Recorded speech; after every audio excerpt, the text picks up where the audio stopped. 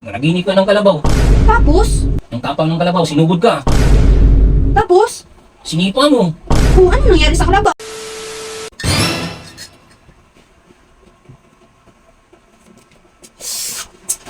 Hi pa! Good morning! Ang aga mo naman nagising pa? Hindi ka man lang nag-aya magkape? Ay pa! May kwento ako sa'yo na naginip ako ng kalabaw kagabi pa. Ang tapang ng kalabaw pa. Sinugod ako. Sinipa ko. Tak! Ayun, gumulong. Natamaan sa mata pa.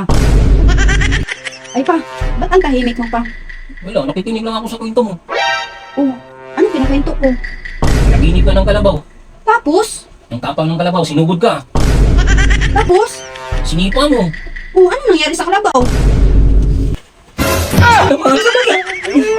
Lakas ng pagkasipag, pang! Ganun, gulong.